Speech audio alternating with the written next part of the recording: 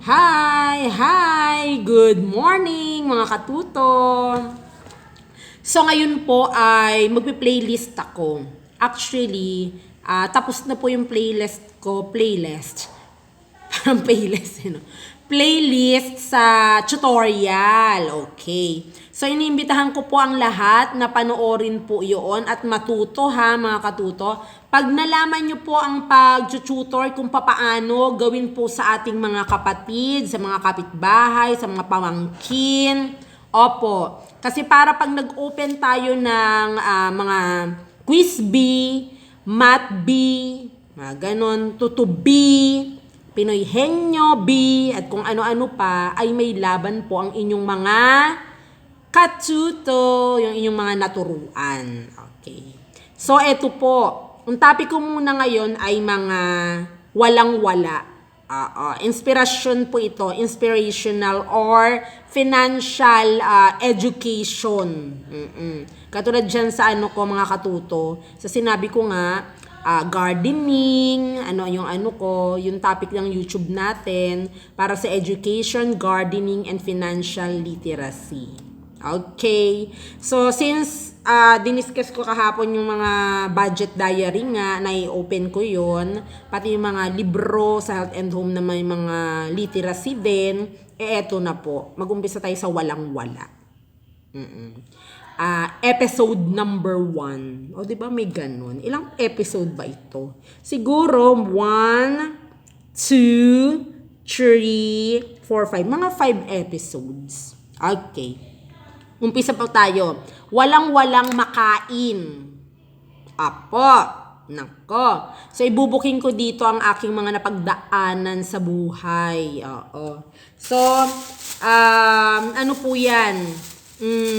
Yung iba, kung nakabili na po kayo netong sari-saring Descarte, Rakit at Descarte, ay mababasa niyo po dyan.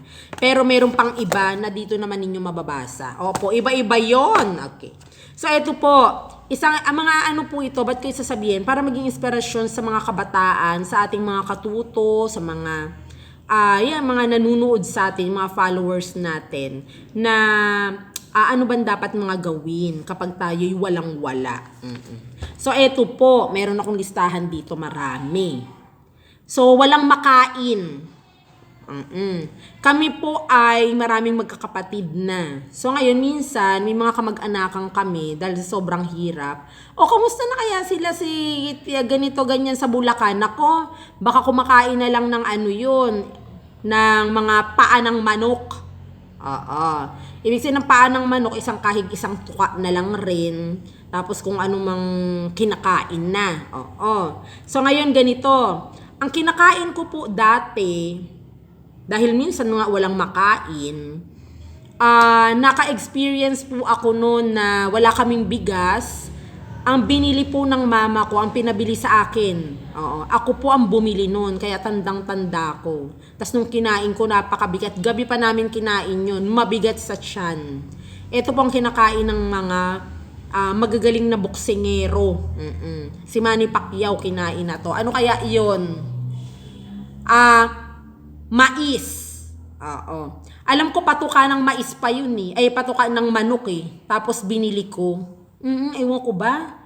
Yun ang inano ko, pinabili ng mama ko, tapos pinili niya. Pero hindi naman totally dun sa manukan na feeds yun na ganyan. Ngayon, nung ano na, basta hindi ko malala kung sa bigasan na may mais o kaya dun sa mga feeds na ganyan, na kinain po namin yun, nilinis ni mama, tapos yun po ang aming kinanin, kumbaga, kasi walang ang budget. Yun po ang aming pinanggabihan. Sunod po, kung sa ulam, wala po akong pinipili. Pero na lang yun medyo tumanders na nagkakaroon ng mga rashes, nagkakaroon ng na bawal, ganyan. Ang naging bawal sa akin, naalala ko ewan ko ba dahil bilasa na ata yung isda na yun, yung tulingan. Talagang na-high blood ako noon, parang hindi makahinga, namumula na, yan, ganyan. So pumunta kaming ospital noon, so bawal sa akin yun, pati yung hibe, bawal din sa akin, nakalagay sa munggo, baka naman sira na rin yung hibe na yun, matagal na, dried hipon. Ano pa ba? Itlog, pero kahit bawal ang itlog, go-go pa rin kasi yun ang murang bilhin eh, no? So ngayon, ganon. Pero nung mga bata pa, walang mga bawal-bawal sa akin eh. Lahat kinakain ko po. Bakit? Kasi hindi pwedeng maging maarte, mga katuto. Pag walang-walang kakainin, kahit ano dyan kakainin. Katulad ng mga chichirya, pinang-uulam ko po yun. Oo, meron din akong kapitbahay, yun ang ulam. Ano yun, yung mga muncher, yung mga corn beets, minsan pa piwi, ano pa ba yung mga kinakain natin? Cheese it, yan, pom-poms, o 'di ba? Sa mga kaidaran ko, naalala nyo yun. Yung mga chichirya na yun ay ulam ko po. Masarap na yun. Ano pa, dahil walang-walang makain.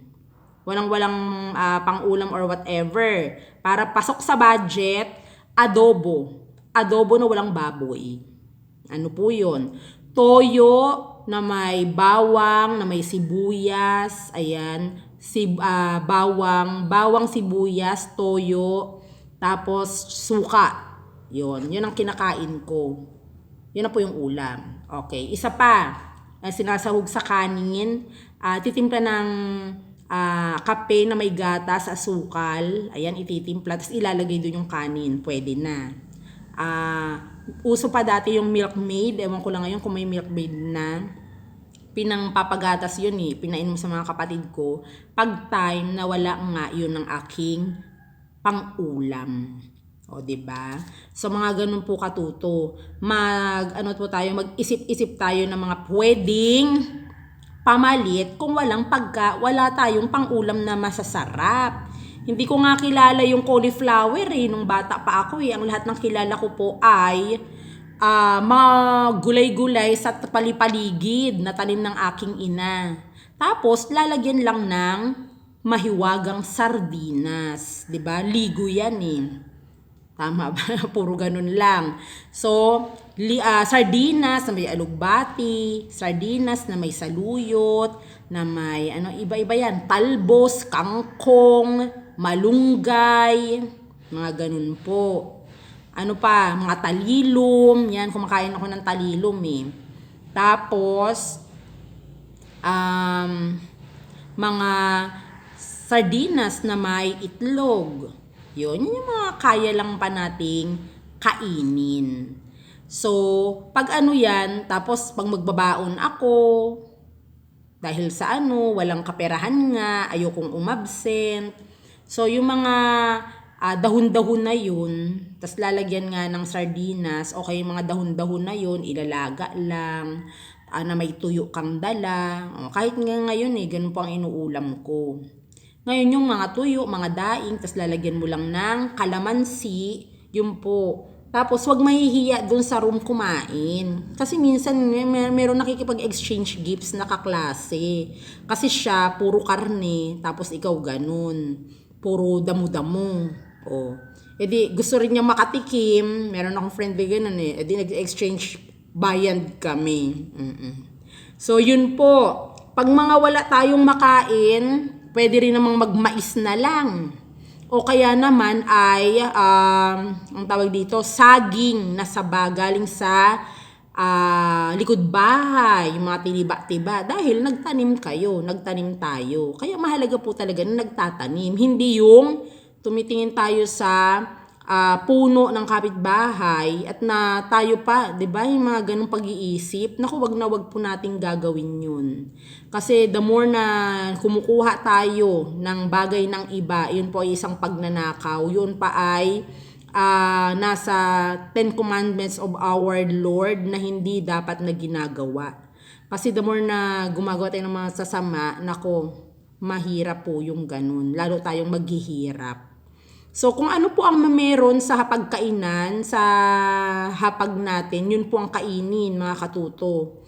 Pwera na nga lang kung allergy kayo dyan. Parang pamangkin ko, allergy siya sa munggo. So, kahit hindi siya kakain nun. So, ganun po. Maging kahit walang-wala po tayo, go pa rin.